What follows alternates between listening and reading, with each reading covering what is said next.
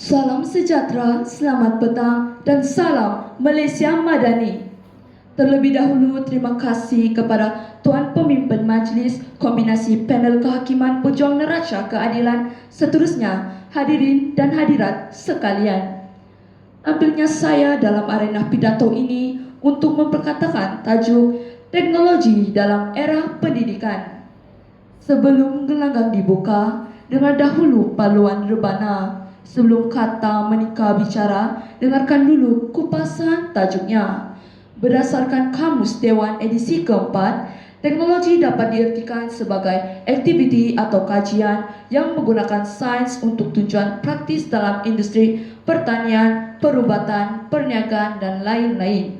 Manakala, menurut Profesor Dr. Sidek Baba, dalam bukunya yang berjudul Pendidikan Rabani, pendidikan ialah proses memberikan asas asuh, pupuk dan bentuk.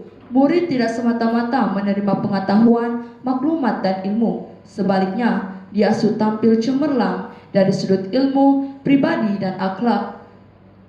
Secara tuntasnya, dapatlah saya nyatakan di sini bahwa klausa teknologi dalam era pendidikan boleh diartikan sebagai aktiviti atau kajian yang menggunakan sains dalam proses memberi asuhan dan mendidik. Dalam gelanggang pidato ini, saya ingin mengupas bagaimana teknologi menjadi wahana penting dalam era pendidikan.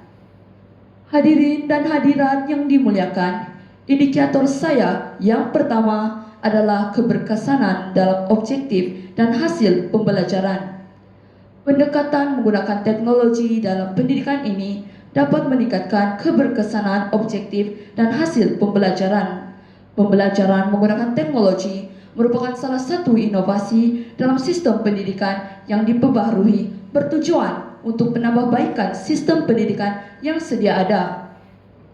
Para guru dapat membuat persiapan dan bersedia dengan lebih awal dalam menjalankan proses pengajaran dan pembelajaran. Melalui cara ini, guru dapat mencari maklumat-maklumat berkenaan dengan pengajaran dengan lebih baik. Seterusnya, dapat menyampaikan kepada murid secara berkesan. Guru lebih kreatif dan inovatif dalam pengajaran dan pembelajaran dengan menggunakan pelbagai kaedah seperti pendekatan pembelajaran, strategi, dan penggunaan bahan bantu mengajar. Contohnya, Project Based Learning activity melibatkan penggunaan multimedia, video interaktif, bahan maujud, internet, dan bahan media yang lain.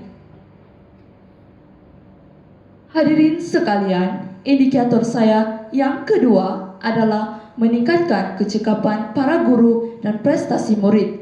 Dalam kajian terbaru di Malaysia, penggunaan teknologi dalam pendidikan telah membantu meningkatkan tahap kecekapan guru dan prestasi pelajar.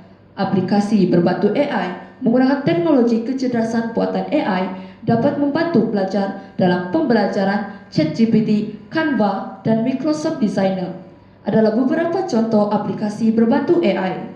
ChatGPT adalah platform yang membantu pelajar mencari jawapan bagi soalan yang mereka tanyakan. Manakala Canva dan Microsoft Designer pula, perisian yang dapat membantu pelajar membuat bahan visual seperti poster dan carta. Penggunaan teknologi dalam pendidikan ini telah membuka peluang untuk pembelajaran yang lebih efektif dan menyeronokkan kepada murid-murid.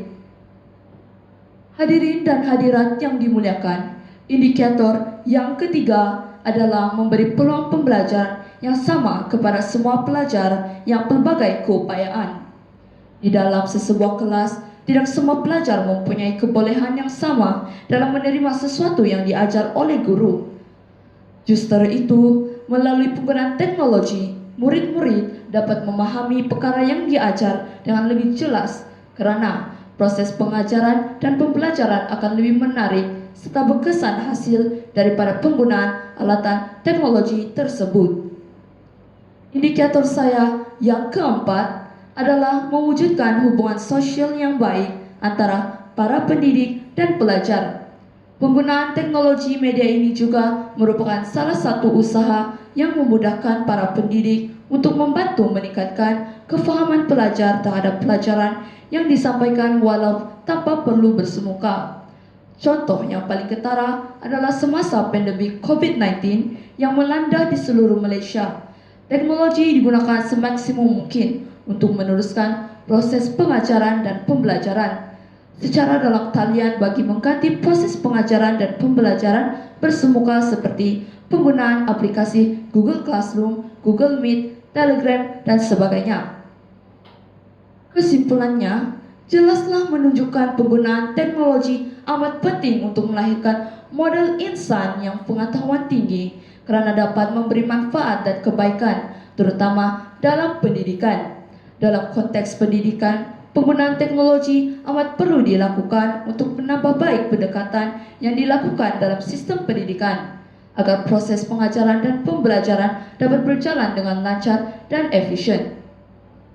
Sekian sahaja pidato saya kali ini, dan saya ingin memohon maaf sekiranya tersilap kata dan terdapat tutur bicara yang kurang sopan semasa saya menyampaikan pidato sebentar tadi. Sekian dan terima kasih.